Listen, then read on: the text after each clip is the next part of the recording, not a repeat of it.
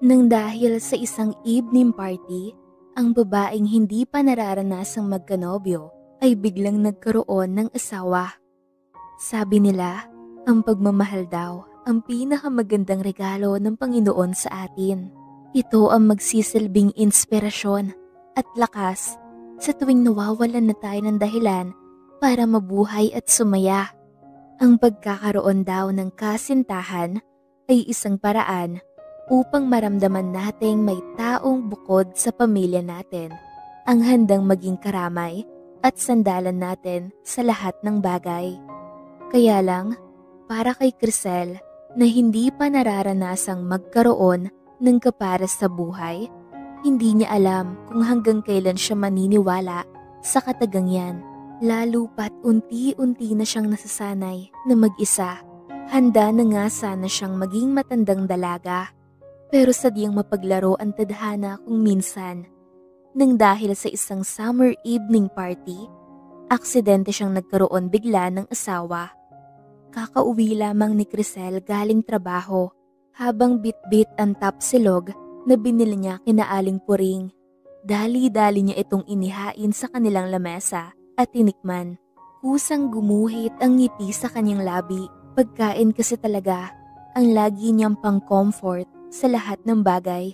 Ngunit agad din siyang napahinto nang makita si Cecilia, ang kanyang ina na papalapit sa kanya. Mukhang alam na niya ang gagawin nito. Nasabi sa akin ng kapatid mo ang tungkol sa vacation trip niya sa Palawan. Inaaya ka raw niya, pero ayaw mong sumama. Bakit naman ganun, anak? Malay mo, doon mo na rin matagpuan ang iyong mapapangsawa. Saglit na huminga ng malalim si Crisel bago niya hinarap ang kanyang ina. Ma, ilang beses ko bang sasabihin na hindi ako papasok sa relasyon dahil lang sa mga pressure nyo na kesyo wala na ako sa kalendaryo kaya kailangan ko na mag-asawa. Crisel anak, hindi naman yun pressure. Nagsasabi lamang kami ng totoo. Matanda na kami ng papa mo, habang ang mga kapatid mo naman ay nag-uumpisa na rin bumuo ng sarili nilang pamilya. Masama bang naisin namin na magkaroon ka ng lalaking mag-aalaga sa iyo habang buhay? Lalo na kapag wala na kami. Saglit na nawala ng imek si Crisel. May punto naman kasi ang sinabi ng kanyang ina. 4 kasi silang magkakapatid at tanging siya na lamang ang wala pang nobyo o asawa. Samantalang siya pa ang panganay sa kanila. Napailing-iling si Crisel bago naglakad palayo para sana tumungo sa sarili niyang silid nang muling magsalita si Cecilia. At saan ka naman pupunta? Nag-uusap pa tayo. Saka hindi mo ba uubusin tong pagkain mo? Mukhang kaunti pa lang ang nababawas mo. Magpapahinga na lang po muna ako. Saka na lamang tayo mag-usap ulit kapag hindi niyo na ako pinipilit sa bagay na yan, ma. Sagot ni Crisel sa kanyang ina bago muling naglakad at walang ganang nahiga sa kanyang kama. Makalipas ang ilang minuto ay bigla namang sumulpot ang bunsong kapatid niya na si Mela. Alanganin siya nitong nginitian at halatang may gustong sabihin sa kanya.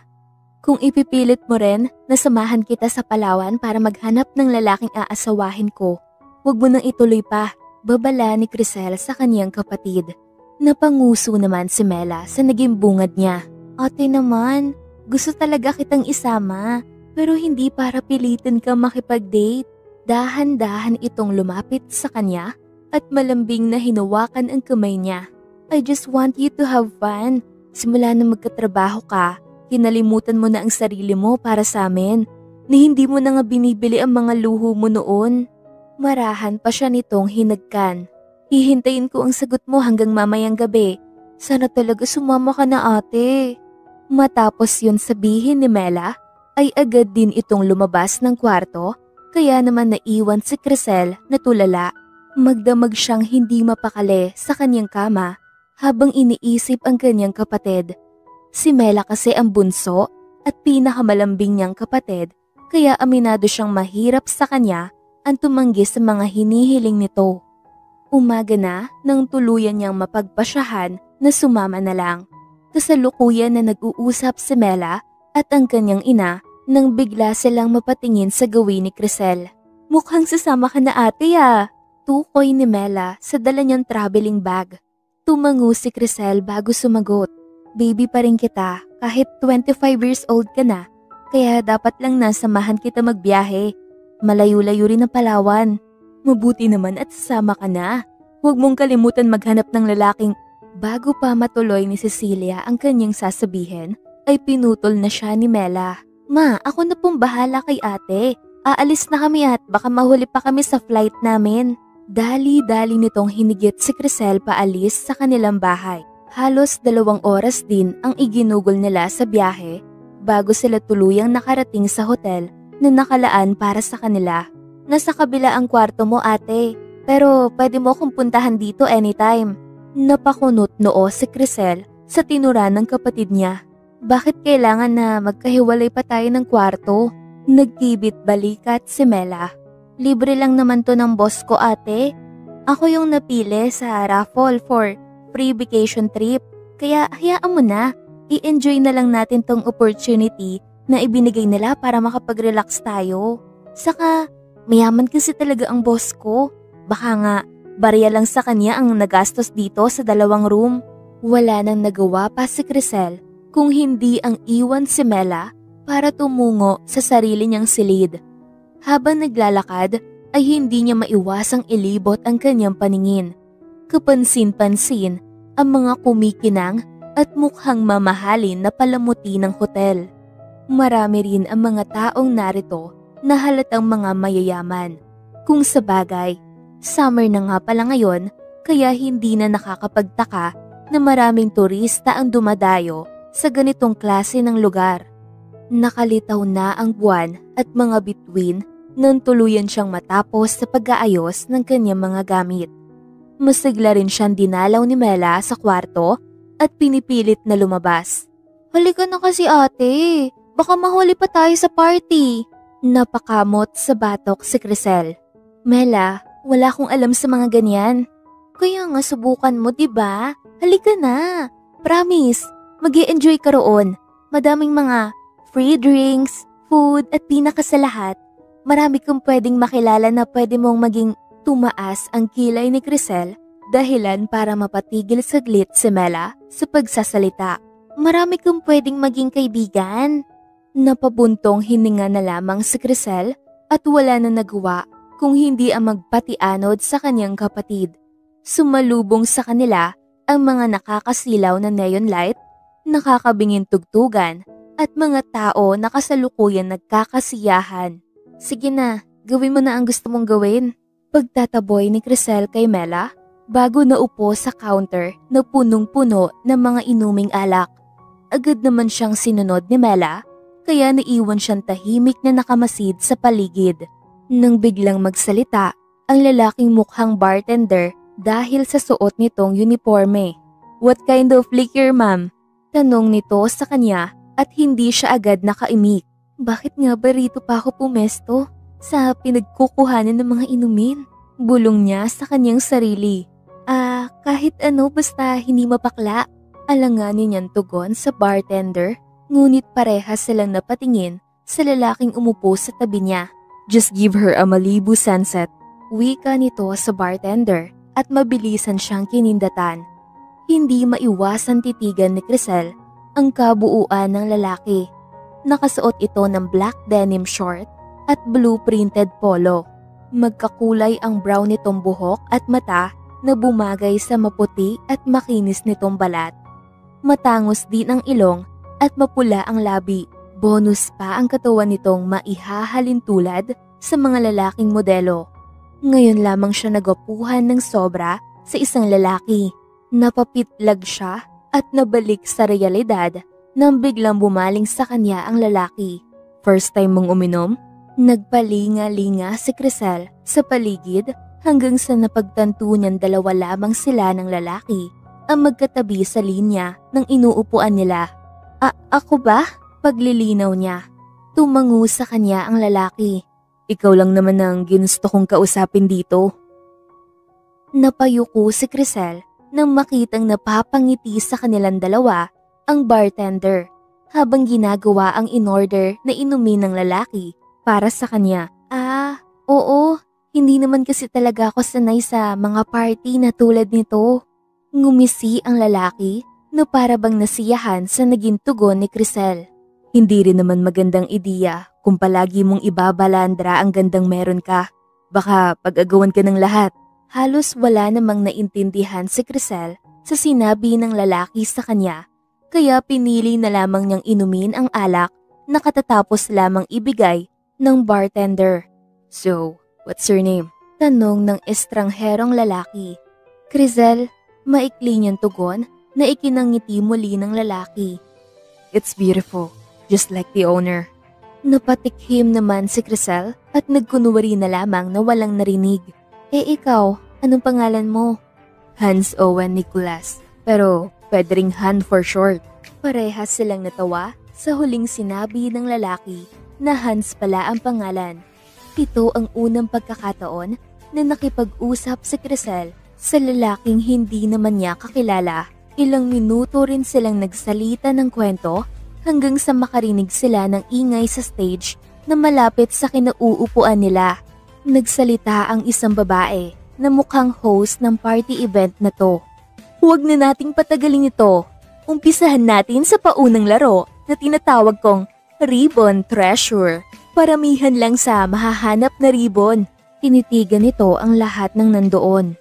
Bawal ang KJ, dapat lahat sasali ah. At dahil malandi ako, 2 members lang dapat kada team. Para couple kuno. Char! Hindi na iwasan ni Crisel ang mapakamot sa kanyang batok na makitang lahat ng mga taong nasa paligid ay naghahanap na ng kapareho. Halos silang 2 na lang ata ni Hans ang hindi kumikilos. Sayang ang 50,000 sa mga hindi sasali. Nanlaki ang mga mata ni Crisel sa kanyang narinig at pasimpleng napatanong sa kanyang sarili. Seriously? 50,000 para lang sa premyo ng palaro nila? Halos 1.5 buwan na sweldo ko na yun. Bigla namang napabaling ang kanyang tingin sa mga babaeng kasalukuyang lumalapit kay Hans at halatang gusto itong gawing partner. Akin na siya, turo niya kay Hans at agad na natigilan ang lahat. Mukhang napalakas ang sigaw niya. Ay kaloka, may pamain si ate girl. Natatawang saad ng host. Halos mahiya naman si Crisel at pasimpleng nagtago sa likuran ni Hans. Mabuti na lamang at agad ding lumipas ang nangyari at tuluyan nang nagsimula sa paghahanap ng ribbon ang lahat. Napaingo si Crisel nang mapansing chill lang si Hans at para bang hindi kinakabahan kahit na 2 ribbon pa lamang ang nakukuha nila. Bakit parang hindi mo naman gustong manalo? Tanong ni Crisel kay Hans. Nagkibit balikat si Hans. You're better than the actual reward. Hindi na nakasagot pa si Crisel kaya nagpatuloy na lamang sila sa kanilang ginagawa. Ngunit sa kasamaang palad ay hindi na talaga nadagdagan pa ang hawak nila na ribbon. Sa huli ay nagpasya na lamang sila na bumalik sa inuupuan nila kanina at muling uminom. Habang tumatagal ay unti-unting nakakaramdam ng antok si Crisel. Balak na niya sanang iubob ang kanyang ulo sa lamesa nang biglang lumapit sa pwesto nila ang isang lalaking may itsura din at mukhang kasing edad ni Hans. Kamusta, bad? Bati nito kay Hans at nakipagkamay bago bumaling ng tingin kay Crisel na ikinatigil nito.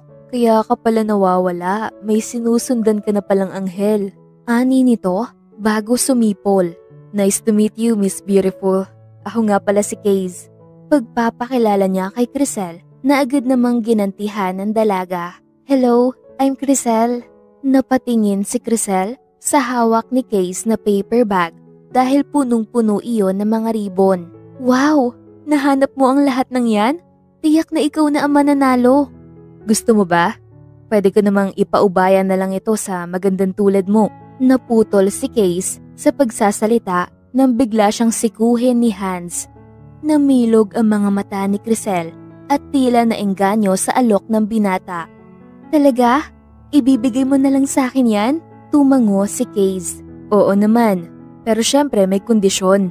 Dugtong nito sa kakaibang tono.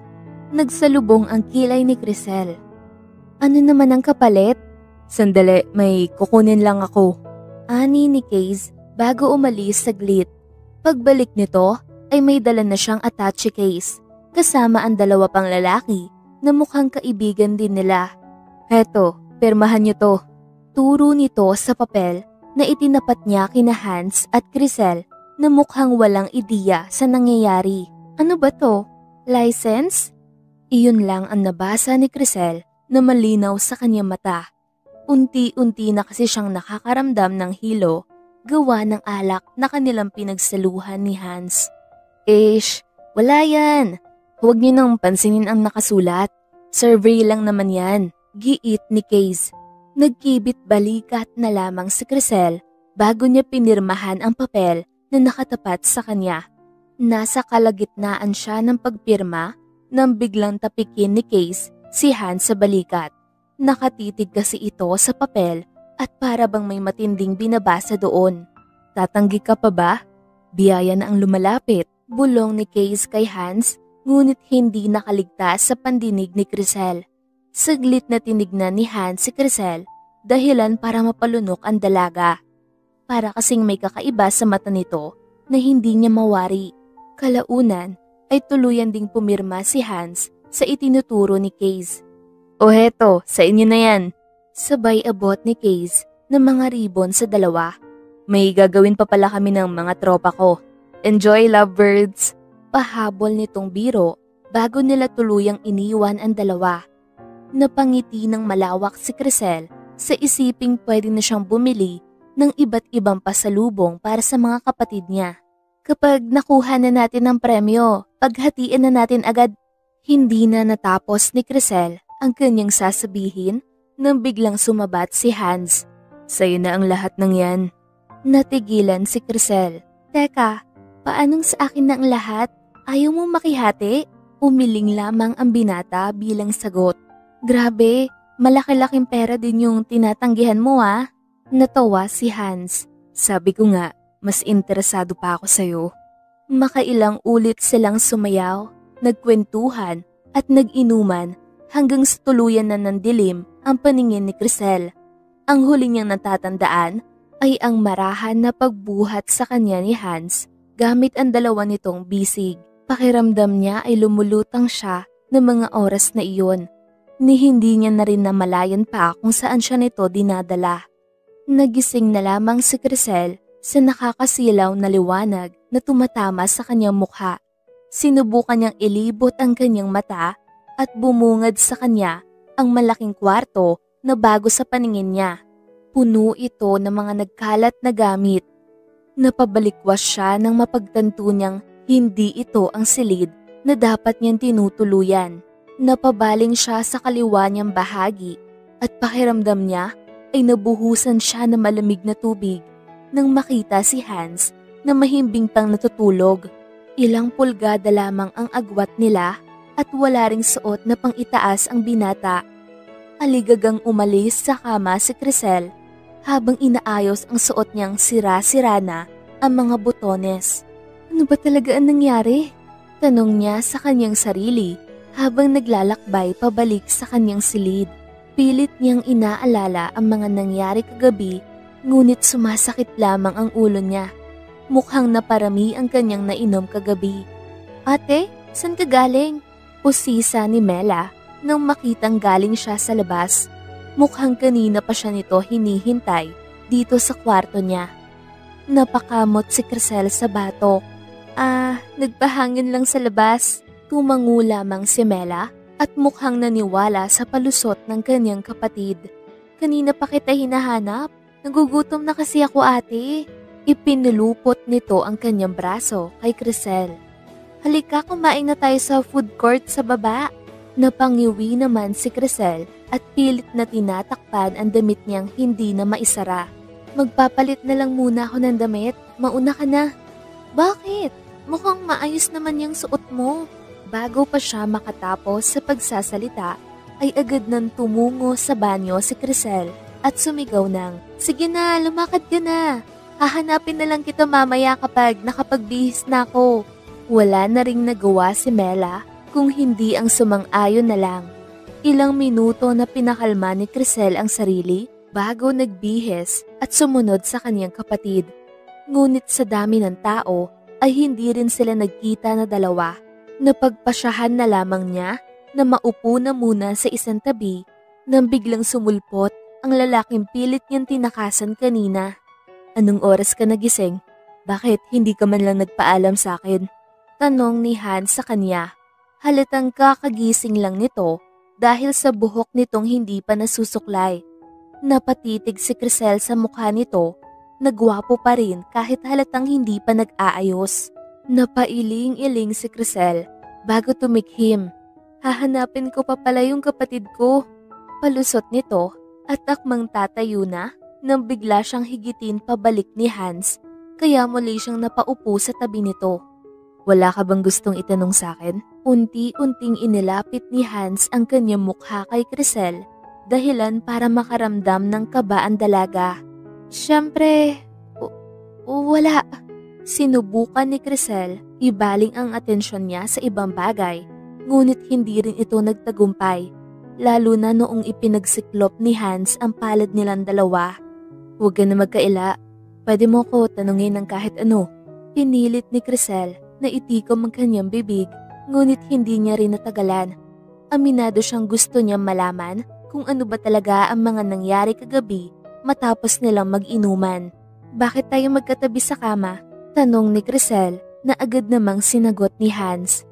"Hindi ka na makagalaw ng maayos sa sobrang hilo." "May nangyari ba sa atin?" Dugtong ni Crisel sa mahinang tono. Nakagat nito ang kanyang labi na makaramdam siya ng labis na hiya. Bakit nga ba tinanong pa niya ang bagay na yon? Napangisi naman si Hans. "Ano sa tingin mo?" "Never mind. Kilala ko ang sarili ko. Alam kong hindi ko magagawa ang bagay na yon. Saka wala naman akong nararamdaman na kakaiba sa katawan ko." Napasinghap si Crisel nang bigla siyang higitin ni Hans sa bewang. Dikit na dikit sila at ilang dangkal na lamang ang layo ng mukha nila sa isa't isa. Naaamoy na rin ni Crisel ang mabango at natural na hininga ng binata.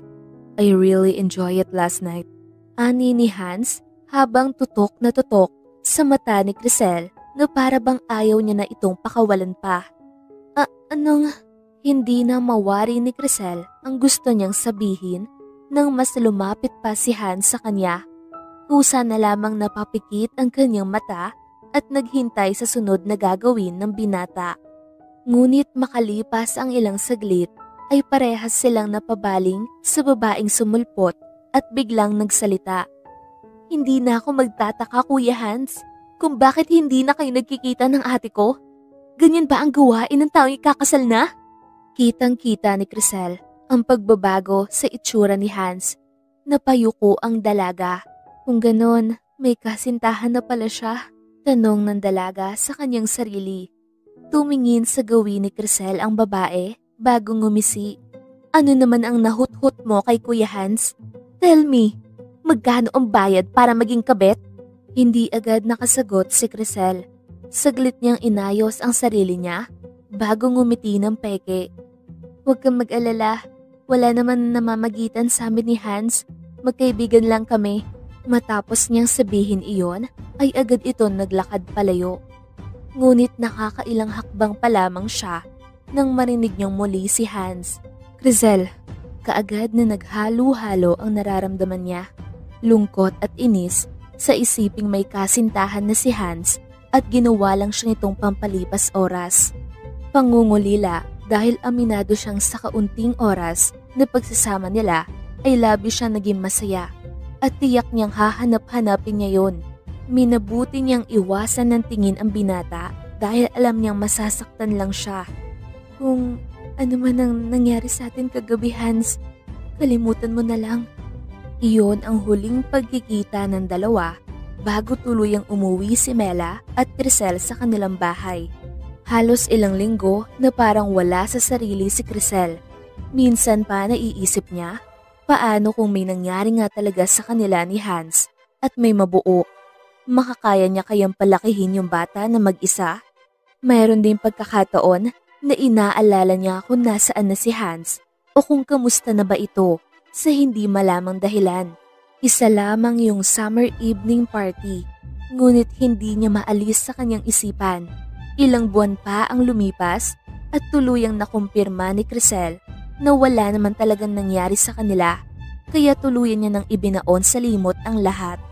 Naku Ma'am Crisel, mabuti naman at nandyan ka na. Kanina pa may tumatawag sa cellphone niyo eh.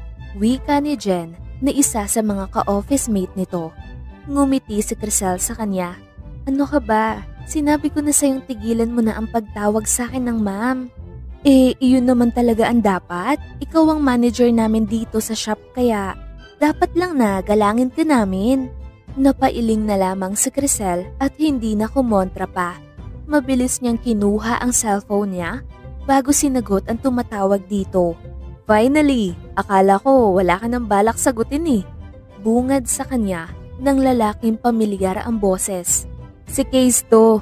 Natigilan bigla si Crisel. Hindi siya pwede magkamali. Alam niyang ito yung kaibigan ni Hans na nakilala niya rin sa party noon. Anong kailangan mo? Nothing, Miss Beautiful. Ipapaalam ko lang sa'yo na padating na yung 2 copy mo. Isa sa bahay niyo at isa dyan sa office mo. Kumunot ang noo ni Crisel na halatang naguguluhan. Copy ng ano? Napahalakhak si Case. Alamin mo na lang mamaya. Matapos nitong sabihin yon, ay agad na nitong binaba ang tawag. Napairap na lamang sa hangin si Crisel bago pinagpatuloy ang trabaho. Nang biglang sumulpot si Jen.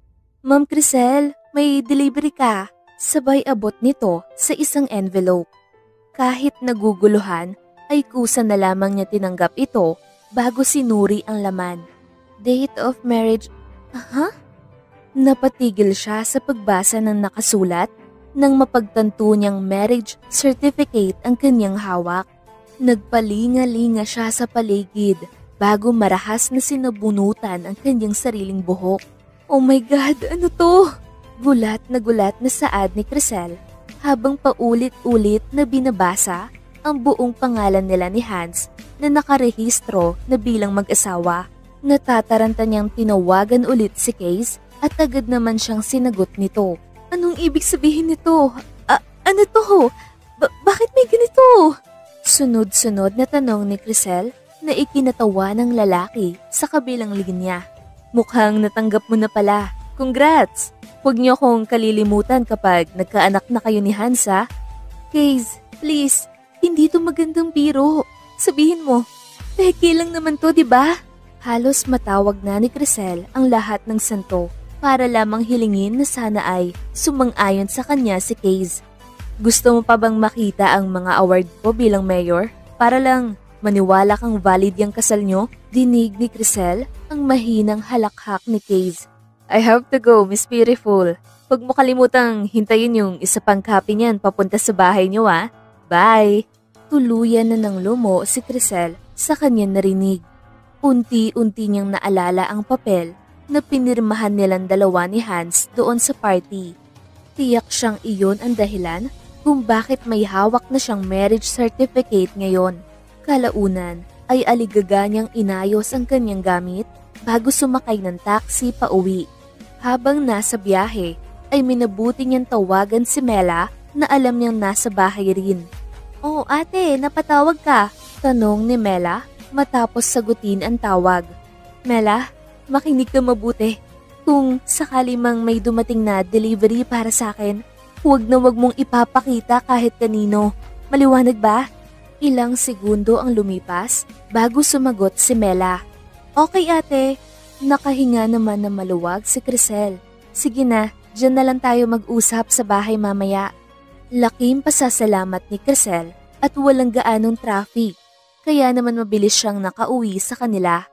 Hindi pa man siya tuluyang nakakapasok sa loob ng bahay, ay pumukaw na ng atensyon niya ang mga lalaking may buhat-buhat na mga pagkain. Naku, andyan ka na pala anak. Halika, pumasok ka na. Bati ni Cecilia kay Crisel bago siya hinila sa sala. Bakit ang daming pagkain? Sinong may birthday? Kunot noong tanong ni Crisel. Humagik-gik ang kanyang ina at pabiro siyang hinampas. Kunwari ka pa? Manang-mana ka talaga sa tatay mo na mahilig sa sorpresa? Bago pa makasagot si Crisel ay inunahan na siya ni Mela na hawak-hawak ang isang envelope. Bago ka pa tumawag, natanggap at nakita na ni Mama itong marriage certificate nyo. Congratulations ate! Grabe, akala ko hindi ka na makakapag-asawa eh. Biglang nanigas si Crisel sa kanyang kinatatayuan. Paano ko naman ipapaliwanag sa kanila ang nangyari? Tanong pa nito sa kanyang sarili. Mela, wala naman kasi talagang katotohanan yan. Giit niya na ikinatawa lang ng kanyang pamilya. Alam ko ang peke sa hindi, kaya pwede ba? Huwag mo na kami lokohin pa. Kumain na lamang tayo. Kailangan natin mag-celebrate. Sabi ni Cecilia bago bumaling kay Mela. Natawagan mo na ba ang Kuya Hans mo? Dapat presko pa ang mga pagkain kapag dumating siya. Teka, ano? Bakit niyo pinapapunta si Hans dito? Sigaw ni Crisel pero parang walang narinig ang dalawa. Crisel anak, kung ayaw mo pang kumain, ang mabuti pa, ayusin mo na lang yung kwarto na tutuluyan ni Hans. Nakakaya naman kung madumi ang tutuluyan niya. Bilin ni Aling Cecilia. Ma, ano ba? Dalian mo na. Suway ni Cecilia kay Crisel at saka siya pinagtulakan sa kwartong pinapaayos nito. Napasapo na lamang sa noo si Crisel. Bakit ba kung kailan nakakalimutan niya na ang lahat? Saka naman nagkakagulo ulit. Sa sobrang pag-iisip ay hindi niya namalayang nakatulog na pala siya. Naalipungatan na lamang siya sa lagaslas ng tubig galing sa banyo na nasa loob din ng guest room. Papikit-pikit siyang tumayo. Mela, pwede bang paihi muna? Saad niya, ngunit walang sumagot. Kaya naman dumiretso na siya sa loob ng banyo. Hindi naman nabago sa kanila ang ganito. Bakit ba dito ka na naman naligo? What the? Nanlaki ang mata ni Crisel nang makita si Hans na nakatapis lamang ng tuwalya sa ibabang bahagi ng katawan nito. Basang-basa pa ang buhok nito, dahilan para umagos ang ilang tubig sa iba pang parte ng katawan nito. Enjoying the view, wife? Nakangising saad ni Hans. Agad naman tumalikod si Crisel bago lumabas ng banyo. Ramdam niyang nakasunod ang binata. Bakit ka ba nandito? Dahil kasal na tayo. Hindi na iwasan ni Crisel na muling lingunin ang binata para titigan ito na masama. Alam ko na damay ka lang din sa kalokohan ng kaibigan mong isa palang mayor. Kaya pwede ba? Tulungan mo na lang ako. Napatingin siya sa matipunong dibdib ni Hans. Nahubarin, na ipawalang bisa ang kasal natin. Muntik nang mabatukan ni Crisel ang sarili. Kung ano-ano na kasi ang lumalabas sa kanyang bibig. Bakit hindi na lang natin panindigan ng lahat? Tanong ni Hans sa seryosong tono. Ayoko, pagkontra naman ni Crisel. Bakit naman? Pangungulit ni Hans habang nagsosuot ng robe. Bago pa muling makapagsalita si Crisel, ay biglang bumukas ang pintuan ng kwarto at inilawanon si Cecilia na ngiting-ngiti sa kanila. Halos kapusin naman ng hininga si Crisel nang bigla siyang hapitin sa bewang ni Hans. Ano sa tingin mo ginagawa mo? Mariin niyang bulong sa binata na ngayon ay titig na titig sa kanya. Nakakatuwa naman kayo tignan. O siya, hindi ko na kayo iistorbohin pa. Sumunod na lang kayo sa baba. Nakahanda na ang mga pagkain. Sambit ni Cecilia bago dali-daling lumabas ng kwarto na para bang may balak gawin ang dalawa na ayaw niyang maudlot. Mariing napapikit si Crisel bago hinarap si Hans. Sa ayaw at sa gusto mo ay sasabihin natin sa kanila na aksidente lang ang lahat ng ito at maghihiwalay din tayo. Hindi na niya hinintay pang makasagot si Hans at dali-dali na siyang bumaba. Bumungad sa kanya ang nakakatakam na amoy ng mga pagkain na nakahanda sa lamesa. Kaya naman hindi niya napigilan ang sarili na tikman ang ilan sa mga ito. Aray! Daing niya nang bigla siyang kurutin ni Cecilia. Ikaw talaga, kumakain ka na agad dyan. Hindi mo man lang hinintay muna na makababa si Hans. Mahiya ka nga. Buliyaw pa ni Cecilia sa kanya. Kalaunan ay napunta ang atensyon ng lahat kay Hans na kasalukuyang nasa dulo ng ibabang bahagi ng hagdan. Nakasuot ito ng simpleng brown cargo short at mint green polo shirt. Simple lamang, ngunit bumagay pa rin sa makisig na mukha ng lalaki at sa matikas nitong pangangatawan. Pilit na ibinaling ni Crisel ang kanyang paningin sa ibang direksyon nang maramdaman niyang kusang umawang ang kanyang bibig. Ang gwapo talaga ni Sir Hans, no ate? Mapanuksong tanong ni Mela, ngunit hindi nagawang sagutin ni Crisel. I told you not to call me Sir, Mela. Bakit hindi na lang bayaw? Sabat ni Hans bago tumabi ng upo kay Crisel.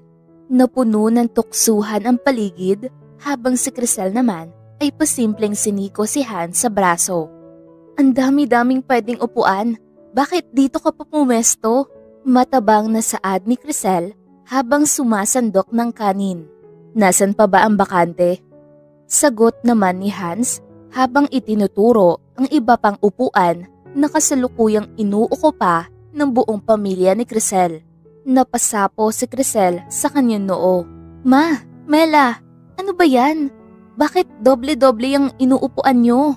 Naku, bumibigat na kasi ako anak. Kaya dinodoble ko na ang ibang mga upuan natin. Masuyong nilagyan ng ulam ni Cecilia ang pinggan ni Hans at Crisel. Ang mabuti pa kumain na tayo. Masarap tong mga ulam na to. Magsisisi kayo kapag hindi nyo natikman. Napuno ng kwentuhan at tawanan ang hapagkainan. Pakiramdam tuloy ni Crisel ay siya pa ang nagmistulang bisita dahil mas naging malapit pa si Hans sa kanyang pamilya. Halatang gustong-gusto ng lahat ang binata. Hindi rin naman kasi maikakaila na magaling talagang makisama si Hans. Kaya naman maski ang tahimik na ama ni Crisel ay himalang nag-aya na makipag-inuman kay Hans. Makalipas ang ilang sandali ay napagpasyahan naman ni Crisel na saluhan ang mga kapatid niyang nasa closet room na kasalukuyan naghihiraman ng mga damit. Kayo talaga, ang lalaki niyo na pero ganyan pa rin ang gawain niyo. Sabay-sabay na napatingin sa gawin ni Crisel ang kanyang tatlong kapatid. Pagbigyan mo na kami ate, ngayon na nga lang kami nakabisita ritong tatlo ni na Erica at Papa Jim. Saad ni Althea na pangalawa sa kanilang magkakapatid. Napailing na lamang si Crisel. May punto nga naman kasi ang sinabi nito. Simula kasi na magkaroon ng asawa, si Erica at Althea, ay kaagad na bumukod ang mga ito.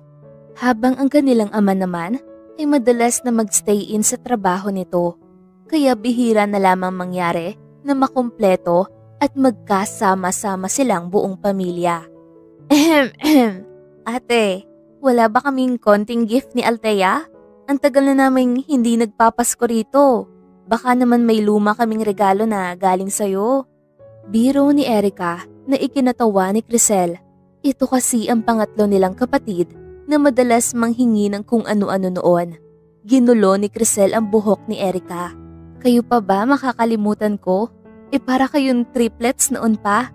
Tipong kapag may binigyan na isa, magsiselos na agad yung dalawa. Napahalakhak ang tatlo. Kunin niyo roon yung box na nasa ilalim ng kama ko. Andun yung mga gamit na hindi ko na ibigay sa inyong dalawa noong Pasko. Saad ni Crisel sa kanyang mga kapatid habang nakaturo sa pintuan ng kanyang kwarto. Masaya namang nagtilian ng dalawa na para bang bumalik sa pagkabata at nag-uunahan pa sa pagtakbo. Nagpalinga-linga si Crisel sa paligid ngunit hindi niya matanaw ang kanyang hinahanap. Nakita mo ba si Hans, Mela? Tanong niya nang hindi niya mapigilan ang kanyang sarili. Napangiti ng malawak si Mela na para bang kinikilig sa kanyang narinig. Ay, miss mo na agad si Kuya Hans. Nagiinuman pa rin ata sila ni Papa doon sa dirty kitchen. Puro kakalokohan.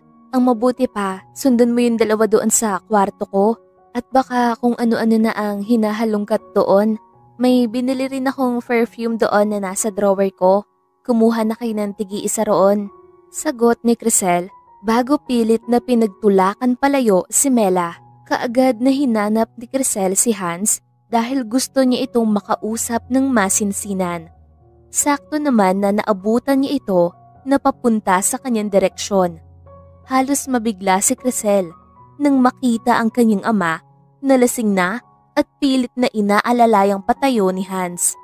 Alam mo kasi, yung anak kong si Crisel, sobrang bait niyan, kaya dapat ipangako mo sa akin na hindi mo siya sasaktan.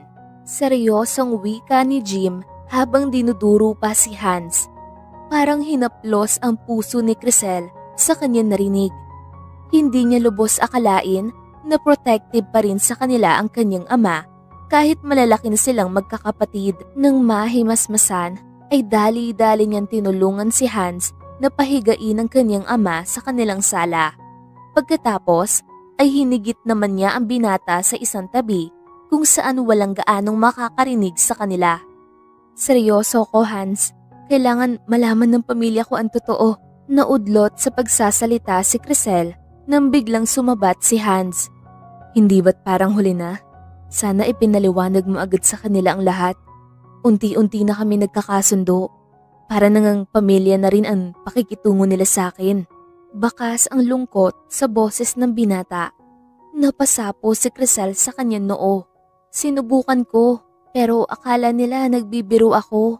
Kaya nga dapat gumawa tayo ng paraan para mapawalang bisa agad ang marriage certificate na hawak natin. Saglit na itinuro ni Hans ang mga kapatid ni Crisel na biglang sumulpot habang nagkukwentuhan tungkol sa kung gaano sila kasaya na may asawa na ang kanilang ate. Paano naman sila? Ano sa tingin mo ang mararamdaman nila kapag nalaman nilang single ka na ulit?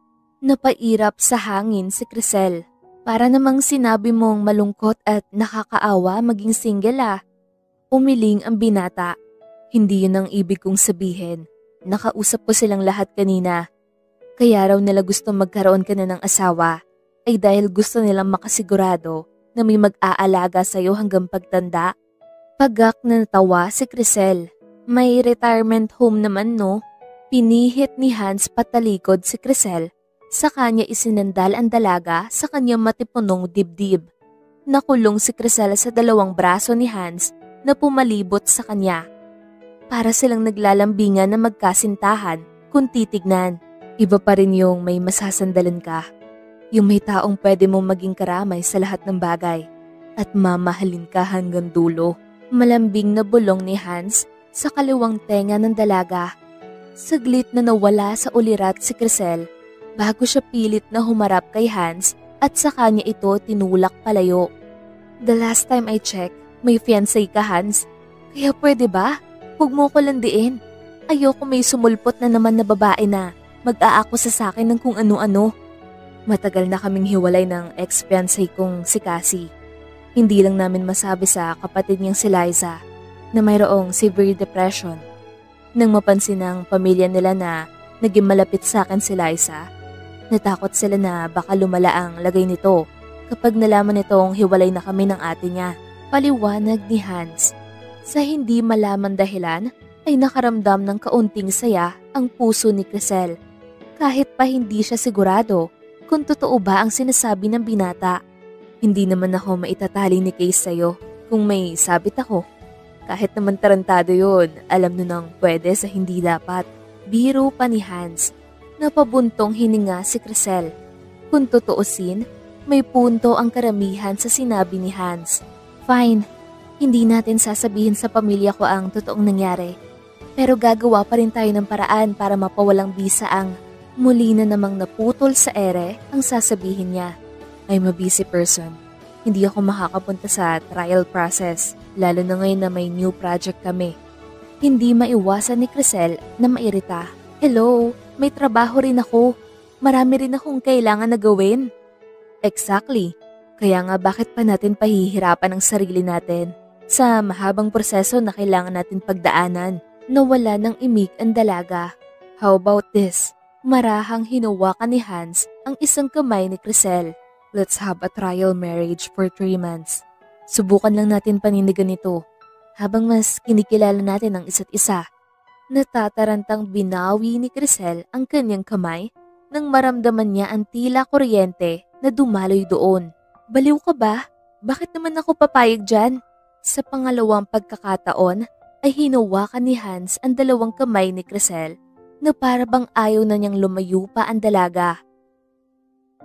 Bigyan mo lang ako ng pagkakataon na maging asawa mo kahit sa loob lang ng 3 buwan. Kapag wala talagang nagbago, ako na mismo ang lalayo at mag-aasikaso ng annulment papers sa mas mabilis na paraan. Gagamitin ko ang lahat ng koneksyon na meron ako. Napalunok si Crisel sa sinabi nito, lalo na mapagawi siya sa mga kapatid niyang nakatitig na pala sa kanila at parang kilig na kilig. Nabalik ang atensyon niya kay Hans nang pisilin ng binata ang palad niya. So, deal or deal? Baka mainip yung 3 audience natin. Pang-aasar pa ng binata. Wow, ang dami kong option ah. Sarkastikong tugon ni Crisel nang biglang may nabuong idea sa kanyang isipan. Deal, pero umalis ka na rito bukas. Napakunot noon na lang si Hans na ikinatawa ng dalaga. Wala ka namang sinabi na kailangan natin mag-live-in at may tirahan ka naman siguro. Kaya dito ako sa bahay namin at doon ka naman sa inyo. Ikaw na ang bahala kung paano mag-work yang off-land trial marriage mo. Deal? Ang binata naman ang natigilan. Sa huli ay wala siyang nagawa kung hindi ang sumang-ayon sa dalaga. Fine, wifey. Ang corny, matulog ka na nga. Akmang maglalakad na palayo si Crisel nang muling magsalita si Hans. Sabi ni tita, yung guest room daw ay dating kwarto ng mga kapatid mo. Pumaywang ang dalaga. O tapos, share mo lang na nakakwentuhan mo si mama? Ngumisi ng nakakaloko si Hans. Baka lang gustong matulog ng mga kapatid mo roon. Pwede naman akong tumabi sa'yo. No thanks. Sanay tumabi sa akin yung mga kapatid ko. So, mag-enjoy ka sa guest room na mag-isa. Pagkatapos sabihin yon ni Crisel, ay agad siyang tumungo papasok sa kanyang kwarto. Kinabukasan ay tinanghali na ng gising si Crisel. Magdamag kasi siyang kinulit ng kanyang mga kapatid. Bukas na lang kita sasamahan mamalengke ma. 2 oras na lang po kasi ang meron ako bago pumasok sa trabaho. Sabi ni Crisel na makasalubong niya ang kanyang ina. Nako, hindi na. Sinamahan ako ni Hans sa palengke kaninang madaling araw. Gamit ang sasakyan niya. Naparami nga ang pinamili ko. Sana lang, hindi lumansa ang amoy ng sasakyan niya. Mukha pa namang bago. Sagot ni Cecilia. Bago pa muling makapagsalita si Crisel, ay bigla na lamang sumulpot ang 3 niyang kapatid at muli na naman siyang inasar. Ang bait naman pala ng asawa mo ate. Huwag mo nang pakawalan yan ha. Nakangising saad ni Mela. Napailing na lamang si Crisel at agad na sinundan ng kanilang ina na patungo na ngayon sa komedor. Pero bigla siya natigilan nang makita si Hans na kasalukuyang nag-aayos ng hapagkainan. Nagsandok ka na rin pala. Salamat Hans ha. Mula sa pamamalengke, pagluluto at pag-aayos ay tinulungan mo ko. Nakangiting wika ni Cecilia. Ma, bakit ba kasi hindi mo ako ginising? Sabat ni Crisel. Nakaramdam siya ng hiya dahil baka isipin pa ni Hans na tamad siya. Natutulog pa kayong magkakapatid? Mukhang pagod ka rin. Mabuti nga at nagpresenta ang asawa mo na tulungan ako sa lahat ng gagawin ko. Paliwanag ni Cecilia. Hindi na nakaimik pa si Crisel at nang magising na rin si Jim ay sabay-sabay na silang kumain. Hindi mo naman kailangang gawin yan, suway ni Crisel kay Hans nang tumabi ito sa kanya at pagsandukan siya ng makakain. Anong oras kita ihahatid sa trabaho mo? Tanong ng lalaki na tila walang narinig. Bago pa makapagsalita si Crisel ay naunahan na siya ni Erica. Kuya Hans, pasabay kami ni Althea dun sa terminal ah. Lagpas lang naman yun ng kaunti sa workplace ni ate. Pinanlakihan ng mata ni Crisel ang kanyang mga kapatid. Siya ang nakakaramdam ng hiya sa mga ginagawa ng mga ito. Salamat talaga Hans. Aabalahin ka pa pala nitong mga anak ko. Wala po yun tita. Mas gusto ko nga pong makasigurado na ligtas silang aalis. Saglit na nilungon ni Hans si Crisel, lalo na ang misis ko. Biglang nasamid si Crisel sa kinakain niyang itlog. Mabuti na lamang at agad na nakakuha si Hans ng maiinom nito. Kalaunan ay naramdaman niya ang mainit na haplos ng binata. Tinulungan pa kasi siya nitong tuyuin ang nabasa niyang labi. Kailangan ko na palang mag-ayos. Nauutal na sambit ng dalaga habang pilit na iniiwasan ang titig ng lahat at saka tumungo sa kanyang silid. Hanggang sa matapos siyang maligo ay pilit pa rin niyang pinapakalma ang kanyang sarili. Tila ba may paru-parong kumikiliti sa kanyang tiyan na hindi niya maintindihan. Muntik pa siyang mapatalon sa gulat na marinig ang malakas na katok sa kanyang pinto. Crisel anak, matagal ka pa ba dyan? Nakakahiya kay Hans. Binuksan niya na agad ang aircon ng sasakyan para daw malamig na kapag sumakay kayo. Sumunod ka na agad sa labas ha, baka maubos ang gas nyon. Sigaw ni Cecilia bago tumungo sa dalawa pa niyang anak na nakasakay na ngayon sa magarang sasakyan ni Hans. Gusto niya pa sana magtagal ang mga ito, ngunit nahihiya naman siyang magsabi, lalo pat alam niyang hinahanap na ang mga ito ng kanilang mga asawa. Sa kabilang banda naman ay napilitan ng lumabas si Crisel ng kanyang kwarto at ang unang bumungad sa kanya ay ang gwapong mukha ng binata. Napalunok siya at hindi maiwasang mapatitig sa suot nitong black long sleeve. Bukas kasi ang dalawang botones nito kaya malaya niyang napagmasdan ang matipuno nitong dibdib. May problema ba, wifey? Tanong ni Hans nang mahuli ang titig ng babae. Tumikhim si Crisel. Bakit ba andito ka pa? Diba ang usapan natin dapat aalis ka na ngayon? Mariin niyang tanong. Naiirita siya sa katotohanang mas nagiging gwapo sa paningin niya ang lalaki. Wala naman akong balak sirain ang kasunduan natin, misis ko. Pagkatapos ko kayong ihatid ay, diretso na rin ako sa pag-uwi. Dadalaw na lang ako kapag hindi na pinatapos ni Crisel ang lalaki at agad na naglakad patungo sa labas ng kanilang bahay. Ramdam niya kasi ang pagbilis ng kanyang puso kahit na labis niya itong ikinakaila. Ingat kayo sa biyahe, litanya ni Cecilia na magkasalubong sila ni Crisel. Napatango lamang si Crisel at takmang tatabihan na ang kanyang mga kapatid na nasa backseat ng sasakyan nang bigla siyang hawakan ni Hans sa braso at bulungan ng katabi lang dapat ng hari ang kanyang reyna. Walang nagawa ang dalaga kung hindi ang umupo sa passenger seat pero napasinghap siya nang biglang ilapit ni Hans ang mukha nito sa kanya. Amoy na amoy niya ang mabangong hininga ng lalaki. Seatbelt, wifey. Maikli nitong saad bago mas lumapit sa kanya para tulungan siyang ikabit ang seatbelt sa kanyang inuupuan. Ako na! Sa sobrang taranta niya ay kamay ni Hans ang una niyang nahawakan. Napapaso niya itong binawi bago madaling ikinabit ang kanyang seatbelt. Ayos ka lang ba, misis ko? Bakit parang nanginginig ka?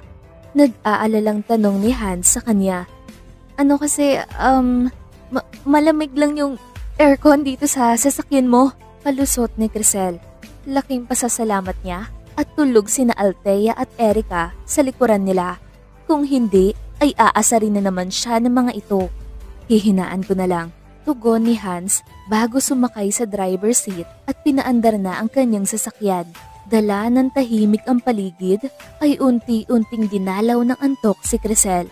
Kaya umayos na lamang siya ng upo at pinigilan ang sarili na makatulog. Ramdam niya kasing napapasulyap si Hans sa kanya.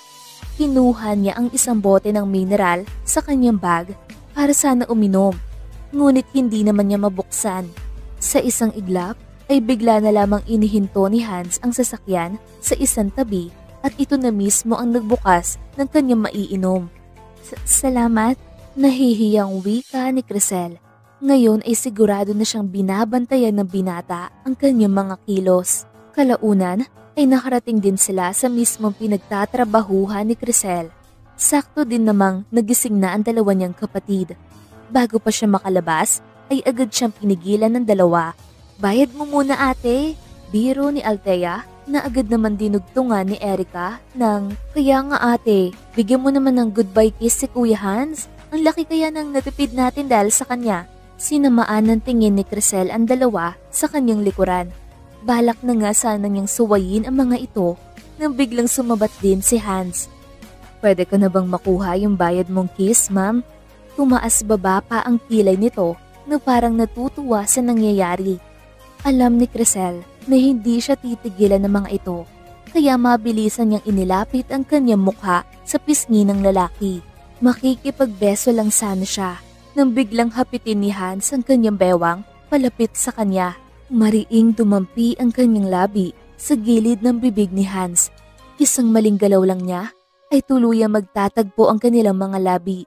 Saka lamang nabalik sa wisyo ang dalaga na marinig niya ang impit na sigaw ng kanyang mga kapatid. Halatang kilig na kilig ang mga ito sa kanila. Baka mahuli na ako sa trabaho. Nauutal niyang saad bago nagmamadaling lumabas ng sasakyan. Pagkapasok niya sa loob ng store ay agad siyang napasapo sa kanyang noo. Kararating mo lang po, Ma'am Crisel? Bakit po namumutla kayo? May sakit po ba kayo? Salubong sa kanya ni Jen. Kasi mainit. Paliwanag ni Crisel at ginawa pang pamaypay ang kanyang palad. Ang akala ni Crisel ay matatahimik na ang kanyang buhay kapag umalis si Hans sa bahay nila. Pero mukhang wala yatang balak ang binata na tantanan siya. Ilang araw na siyang maagang pumapasok at umuuwi sa trabaho para lamang iwasan si Hans na gusto siyang ihatid at sundo. Nagtagumpay man siya sa bagay na yon ay hindi pa rin nagpatinag ang lalaki. Sa tuwing may libreng oras si Hans ay palagi itong dumadalaw at nagdadala ng iba't ibang pasalubong. Katulad na lamang ngayon na halatang pagod galing trabaho pero pinilit pa rin na pumunta kina Crisel. Kesa dumalaw ka rito palagi, bakit hindi ka nalang dumiretso ng uwi sa inyo? Tapos nagdadala ka pa ng mga pasalubong? Pinapagod mo lang sarili mo. Saad ni Crisel habang inaabutan ng juice si Hans. Paano naman ako mapapagod kung nandito yung taong pahinga ko? Saglit na uminom ng juice ang binata. Iyong mga pasalubong naman ay pasasalamat ko lang kay tita para sa pagpayag niya na bumisita ko rito. Dagdag pa nito, bakit naman siya hindi papayag? Asawa naman kita. Natigil sa pagsasalita si Crisel nang mapansin niya ang kakaibang ngiti ng lalaki. Asawa naman kita sa papel at sa paningin nila. Kaya kung pupunta ka, kahit huwag ka na magdala ng kung ano, baka maubos pa yung pera mo. Napuno ng katahimikan ng paligid hanggang sa mapansin na lang ni Crisel na nakatulog na ang lalaki sa inuupuan nilang sofa. Hindi niya napigilang pagmasdan ang maamo nitong mukha. Para siyang nasa harapan ng magandang larawan na handa niyang titigan magdamag.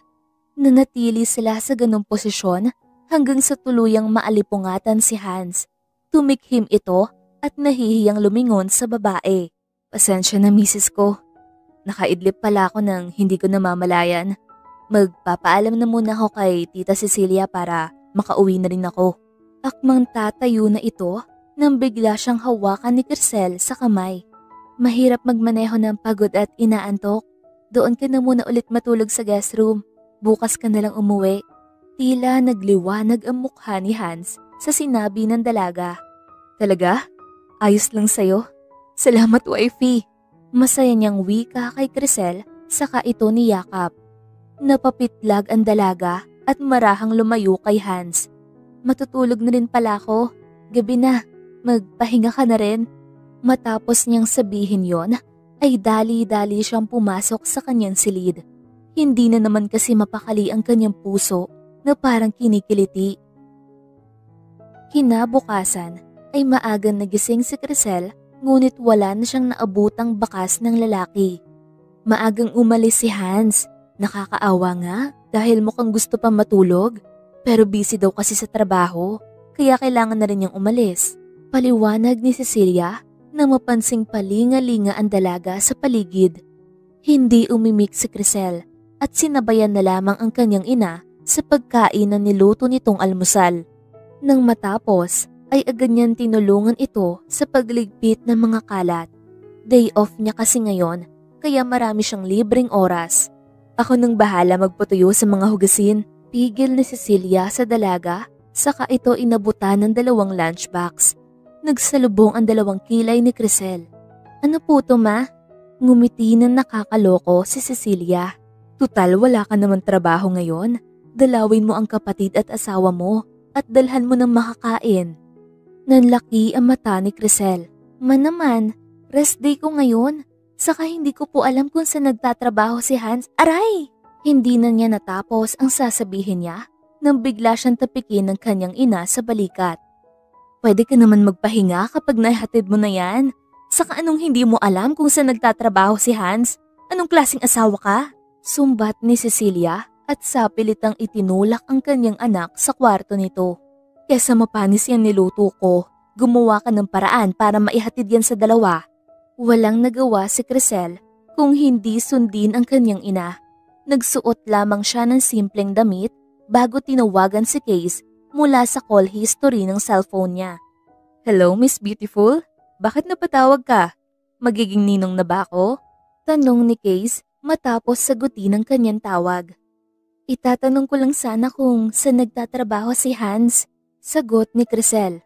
Sinong Hans? Yung asawa mo? Hindi agad nakaimik si Crisel dahilan para matawa ang lalaki. Miss Beautiful, kailangan mong linawin sa akin. Marami akong kakilala na Hans ang pangalan. Paano kita matutulungan kung... Siyempre yung Hans na asawa ko. Nag-iisa lang naman siyang Hans sa buhay ko. Saglit na pailing si Crisel. Ang ibig kong sabihin, siya lang naman yung may pangalan na Hans. Naputol siya sa pagsasalita nang biglang sumabat si Case. Noted, Miss Beautiful. Abangan mo na lang sa text yung ibibigay kong address. Saka, wag kang mag-alala. Makakarating kay Hans yung sinabi mo na nag-iisa lang siya sa buhay mo. Bye! Balak pa sana ni Crisel na bulyawan ang lalaki dahil mukhang pinagtitripan na naman siya nito. Ngunit naputol na ang tawag. Naiiling siyang humanap ng taxi na masasakyan.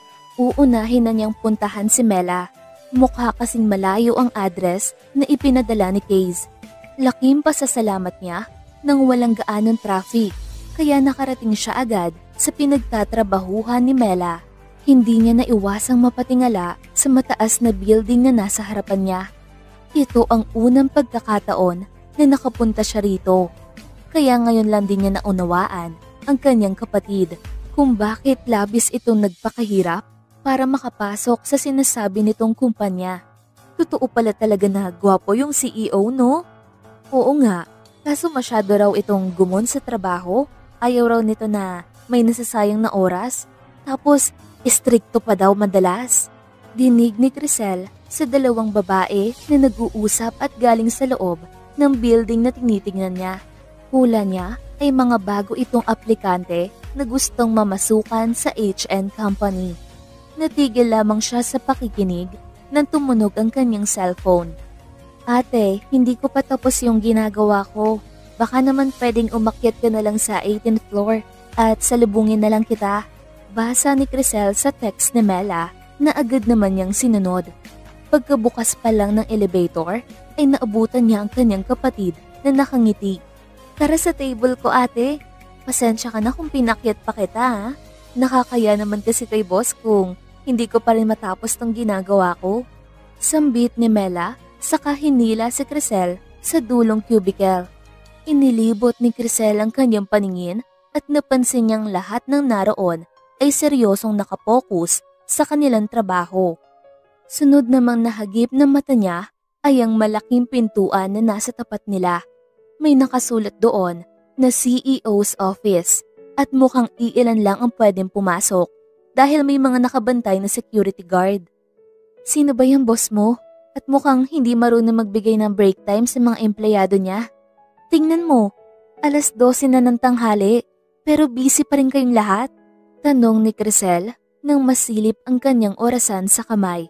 Tumawa lamang si Mela hanggang sa bumukas bigla ang pintuan ng office ng CEO at iniluwanon si Hans na may kausap na lalaki. Umawang ang labi ni Crisel at halos hindi makapaniwala na mas magiging gwapo pala lalo ang binata kapag nakasuot ito ng business suit. Ang gwapo ng boss ko, no ate? Panunokso ni Mela at siniko pa ang kanyang ate sa tagiliran. Sino ba ang boss mo dyan? Wala sa sariling tanong ni Crisel. Eh di syempre yung pinakagwapo sa paningin mo. Natatawang sagot ni Mela. Hindi ko lubos akalain na yung nire-respeto at hinahangaan kong boss ay magiging bayaw ko pala. Ilang segundo ang lumipas bago tuluyang napagtanto ni Crisel ang sinasabi ng kanyang kapatid.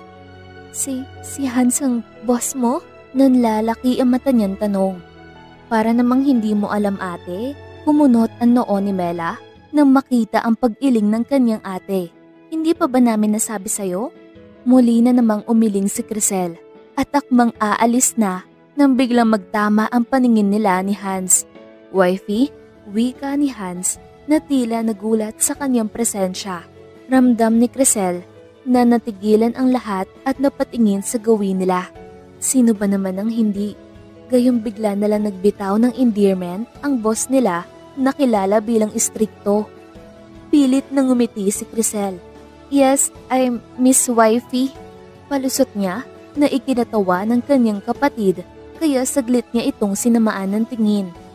Pwede ba kitang makausap sa office ko, Miss Wifey? Tanong ni Hans na halatang nagpipigil ng tawa. Sino nga ba naman kasi ang taong may pangalan na Wifey? Oo naman sir. Naudlot ang sasabihin ng dalaga nang bigla siyang unahan ni Hans.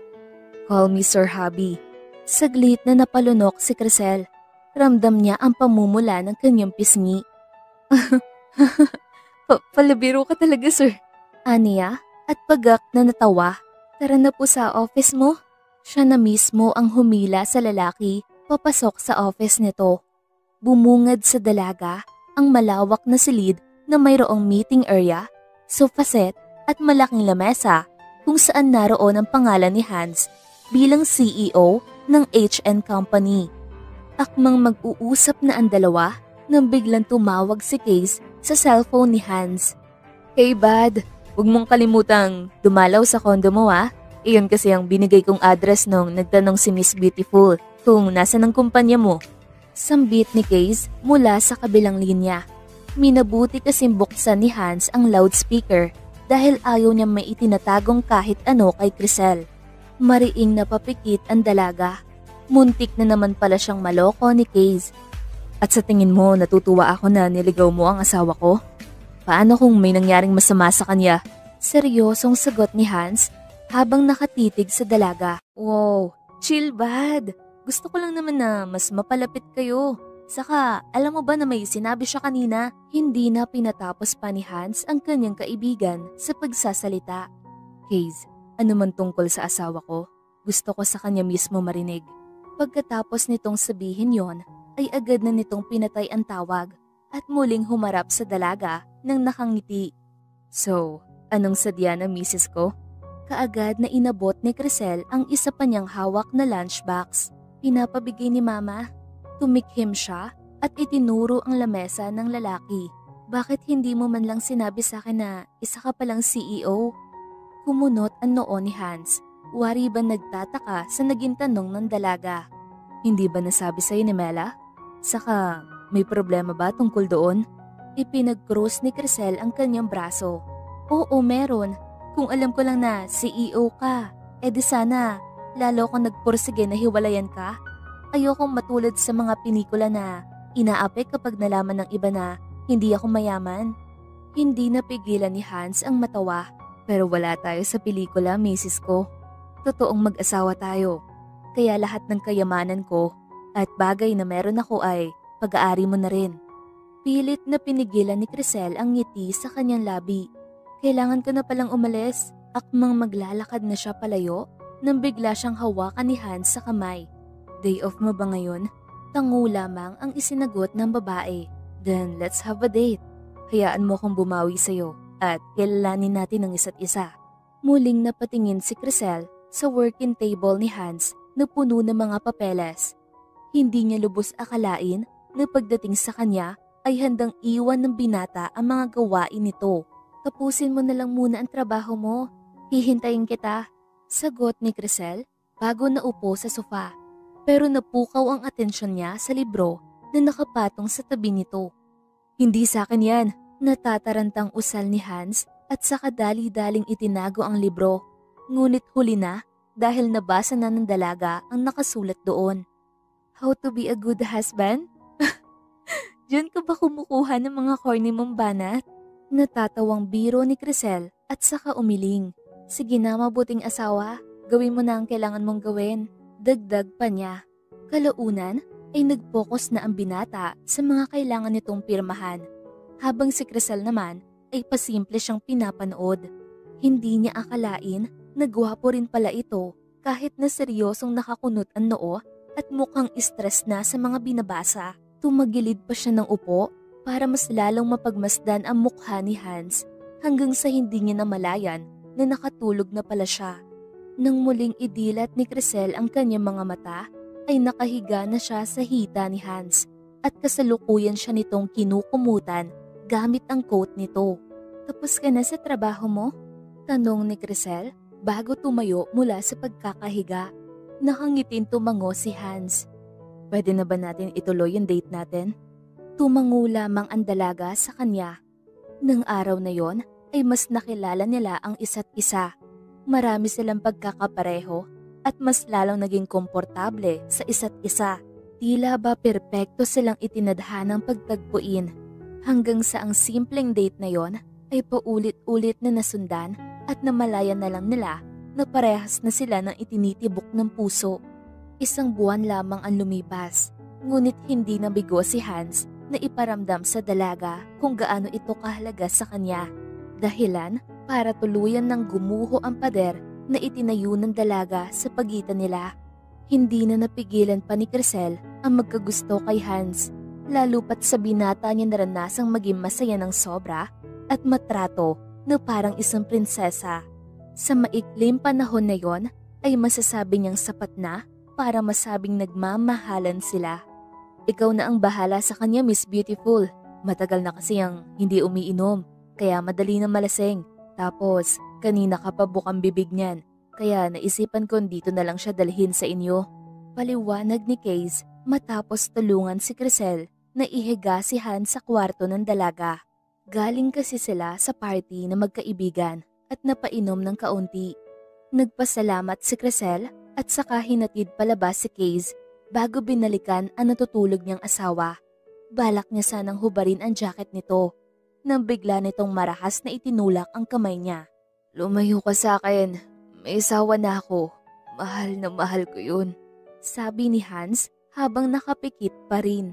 Kahit lasing ang galing pa rin magpakilig, bulong ni Crisel sa kanyang sarili bago naisipan na tabihan na lang ang lalaki. Kinabukasan ay nagising ang dalaga na tanging sulat kamay na lang ni Hans ang katabi. Maaga raw itong pumasok sa trabaho dahil may kailangang asikasuhin sa kumpanya niya. Dala ng pag-aalala na baka may hangover pa ang lalaki, kaya naisipan ni Crisel na ipagluto ito ng egg soup na kanyang hinatid mismo sa opisina ng lalaki. "Ihahatid na lang kita pabalik, misis ko," saad ni Hans habang pasimpleng nakasunod sa dalaga na palabas na ng kanyang opisina. Ayaw pa sana niya itong paalisin, ngunit may kailangan pa raw itong puntahan. "Sir Habi, hindi pwedeng palagi mo nalang iniiwan ang trabaho mo rito para lang landiin ako," pabirong bulong ni Crisel. "Pero trabaho ko rin na siguraduhing ligtas ang misis ko." Napahalakhak si Crisel. "Hindi na ako bata, no?" Habang tumatagal, ay mas lalong nagiging protective ang lalaki sa kanya. "Sir Hans, ako na lang kaya ang maghatid sa ate ko sa labas. Baka abutin na kayo ng gabi dyan eh, kapag hindi nyo pa binitawan ng isa't isa." Biglang sabat ni Mela habang tinuturo ang palad ng dalawa na kanina pa magkahawak. Pare-pareho silang natawa, ngunit agad din yung naudlot nang biglang sumulpot ang babaeng mugto ang mga mata at namumutla. Masama ang titig nito sa kanila na tila ba napupuno ito ng galit. "Liza, anong ginagawa mo rito?" tanong ni Hans sa kapatid ng kanyang ex-fiancé. Pasimple niyang hinila si Crisel patungo sa kanyang likuran. Hindi kasi maganda ang kutob niya rito. "Bakit, Kuya Hans? Wala na rin ba akong karapatang dalawin ka? Dahil ba sila na ang tinuturing mong pangalawang pamilya?" Pagak na natawa ang babae habang nag-uunahan sa pagtulo ang kanyang luha. "Paano mo kami nagawang iwan para lang sa mga mang-aagaw na yan?" Kumuyom ang kamao ni Hans. "Kung gusto mo makipag-usap sa akin, dun tayo sa loob ng opisina ko. Huwag mo silang idamay rito." "Bakit hindi? Sila mismo ang dahilan kung bakit tinatakbuhan mo ang responsibilidad mo sa ate ko." Marahas na inihagis ni Liza ang hawak niyang envelope.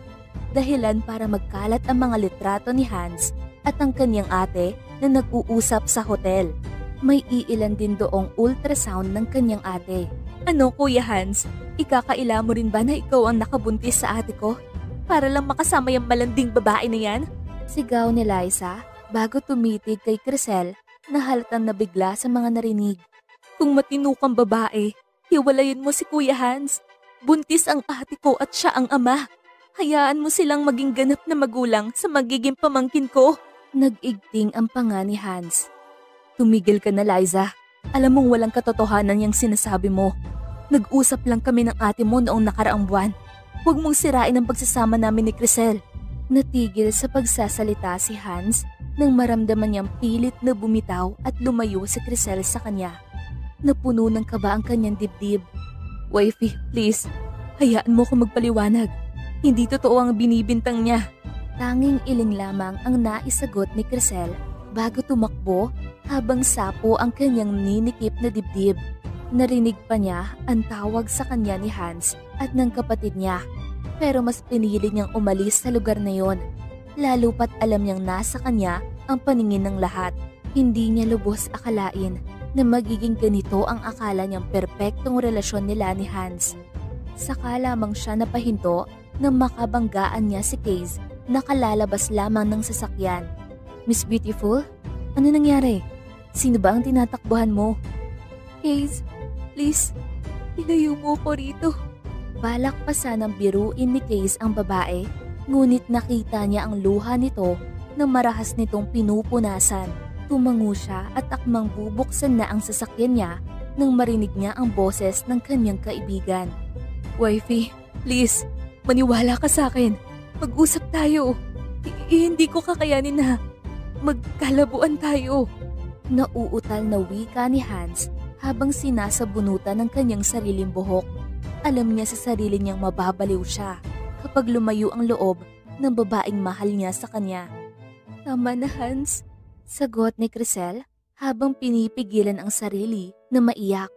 Gusto niya sanang pakinggan ang sasabihin nito, pero mas nananaig sa kanya ang takot at kaduwagan na malaman ang totoo. Ayokong masira ang pangalan ko at puso ko nang dahil lang sa relasyon na to. Pilit niyang iniiwasan ang mukha ng lalaki na kasalukuyang lumuluhod at nagmamakaawa sa kanya. Wifey, please. Ayoko nagkakaganito tayo. Pag-usapan natin to. Hindi kumibo si Crisel kaya desperado nang hinawakan ni Hans ang kamay nito. Pare, tama na. Nasasaktan na si Miss Beautiful sa pagkakahawak mo. Tigil ni Case sa kanyang kaibigan. Sa tagal nilang magkakilala, ngayon lang niya ito nakitang umiyak at magmakaawa na parang takot na takot maiwan. Hinigit niya palayo si Crisel dahilan para kwelyuhan siya ni Hans. Huwag mo subukang ilayo sa akin ang asawa ko. Akin lang siya, Case. Hindi ko hahayaan na mawala siya sa akin. Mariing pagkakasabi ni Hans. Pare, hindi mo kailangang ipaalala sa akin ng bagay na yan. Alam mo, gusto ko kayong magkatuluyan na dalawa. Pero hindi mo ba nakikita? Ayaw kanyang makausap ngayon. Hindi mo pwedeng ipilit ang sarili mo sa kanya. Saka lamang bumitaw si Hans na magsalita si Crisel at hawakan ng kanyang braso. Tama na Hans, itigil na natin to. Ayoko na makita ka ulit. Tila nang hina si Hans sa narinig. Wala siyang nagawa kung hindi panoorin ang dalawa na unti-unting nawawala sa kanyang paningin. Ilang araw ang lumipas bago muling nakapasok si Crisel sa trabaho. Marami ang nakapansin sa pagiging matamlay niya, pero wala ni isang sumubok na kausapin siya. Sa kanyang palagay ay marami nang nag-aakala na malandi siyang babae at naninira ng relasyon ng iba. Ma'am, may naghahanap po sa inyo. Alanganin turo ni Jen sa entrance ng store nila. Nang puntahan iyon ni Crisel ay bumungad sa kanya ang babaeng buntis, nakamukha ng nasa larawan na ibinato ni Liza. Mariin siyang napalunok nang may mabuong ideya sa kanyang isipan. Hi, I'm Cassie. Pwede ba tayo mag-usap na dalawa? Nang makapasok sila sa Japanese restaurant ay agad na nagsalita si Crisel. Matatanggap ko kung galit ka. Pero gusto kong malaman mo na walang namamagitan sa amin ni Hans. Kasi nungalingan naman ng lahat ng yan. Putol ng babae kay Crisel dahil mag-asawa kayo at ikaw ang may karapatan na magalit. Marahang ngumiti si Cassie. Naging ex-fiancé man ako ni Hans, hindi ko yun pwedeng ipagmalaki. I cheated on him. Wala naman talagang kulang sa kanya. Pero nagawa ko makipagtalik sa ibang lalaki. Sa araw mismo ng engagement namin, natulala si Crisel sa kanyang narinig at sa hindi malaman dahilan ay nakaramdam siya ng galit sa babaeng nasa harapan niya. Paano nito nagawang lokohin si Hans? Alam mo kung ano yung mas malala? Napilitan siyang gawin yung pakiusap ko na itago sa lahat na niloko ko siya at hiwalay na kaming dalawa. Lalo na sa kapatid ko na alam kong hindi matatanggap ang nangyari. Marahang hinawakan ni Cassie ang kamay ni Crisel na nakayukom. Mas matatanggap ko pa na magalit ka sa akin kaysa ipagtulakan mo sa akin yung taong paulit-ulit ko lang na nasaktan. Inilahad ni Cassie ang pictures nila ni Hans sa hotel na pinagtatrabahuhan ng kinakasama niya. Totoong nagkita kami ni Hans last month para ipaalam sa kapatid ko ang tungkol sa amin. Pero hindi sa kanya ang dinadala ko. Aksidente ako nabuntis ng dating empleyado ng pamilya ko. Hindi nila matanggap yon. Kaya gusto nilang palabasin na si Hans ang ama nito. Napayo ko si Cassie. Hindi ko hihilingin na patawarin niyo ko at ang pamilya ko. Pero sa maniwala ka man o sa hindi, hangad ko ang kaligayahan yung dalawa. Huminga siya ng malalim bago nginitian si Crisel na kasalukuyan ng lumuluha. Huwag kang matakot na mahalin siya dahil sigurado akong ikaw lang ang babaeng nararapat sa kanya. Sa isang iglap ay tila natauhan si Crisel na hindi pwedeng si Hans lang ang lumalaban para sa relasyon nila. At kahit anong pagsubok pa man ang dumating, kailangan niyang suklian ng tiwala at pagmamahal ang binibigay nito sa kanya. Kalaunan ay nagmamadaling tumungo si Crisel sa ibinigay na address ni Kay sa kanya. Gusto niya makausap si Hans sa lalong madaling panahon. Manang Melda, sinabi ko nang ayoko ng kausap. Wifey? Gulat na usal ni Hans matapos niyang buksan ang pintuan ng kanyang kondo. Hi, pwede ba tayo mag-usap? Tanong ni Crisel, ngunit mahigpit na yakap ang kanyang unang natanggap. Miss na kita, misis ko. Ang sabi nila, huwag daw muna kitang guguluhin. Kaya ko namang tiisin ang bagay na yun. Pero pwede bang pagbigyan mo kung bumawi? Sa natitirang araw na pinagkasunduan natin, biglang naalala ni Crisel na 3 linggo na lamang ang natitira bago matapos ang 3 buwan na pinag-usapan nila. Pero Hans, ayoko nang ituloy pa ang trial marriage na yun. Kitang-kita ni Crisel na namutla ang lalaki sa kanyang sinabi. Maya-maya pa ay bigla itong lumuhod at yumakap sa kanyang bewang. Wifey, please, bigyan mo ko ng huling pagkakataon na iparamdam sa'yo kung gaano kita kamahal. Pagsusumamo ni Hans, maisip pa lang niyang maghihiwalay sila ni Crisel ay hindi niya na mapigilan ang sarili na mapaluha. Kung may tinatago man akong sekreto, iyon ang katotohanan na agad mong binihag ang puso ko sa unang pagkikita natin. Hindi ako lasing nung gabing yun.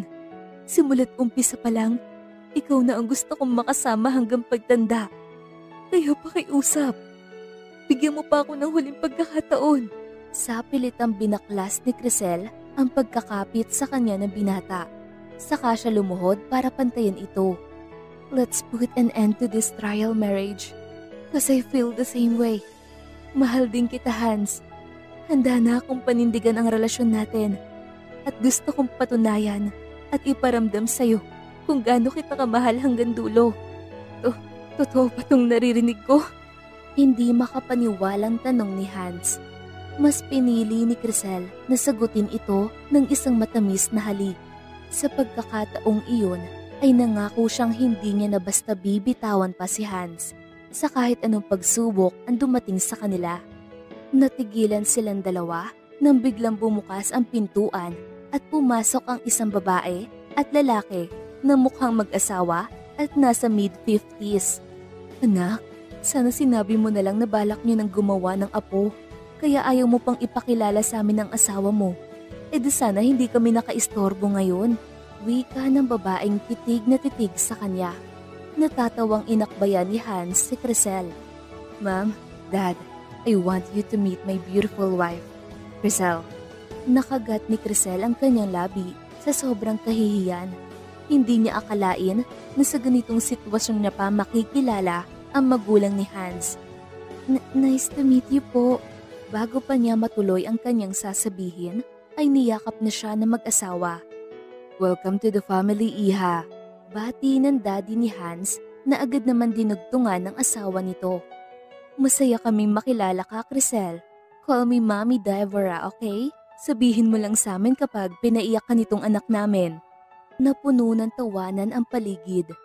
Kung may natutunan man si Crisel sa nangyari, iyon ay ang hindi hinahanap at hindi agad nangyayari ang tunay na pag-ibig.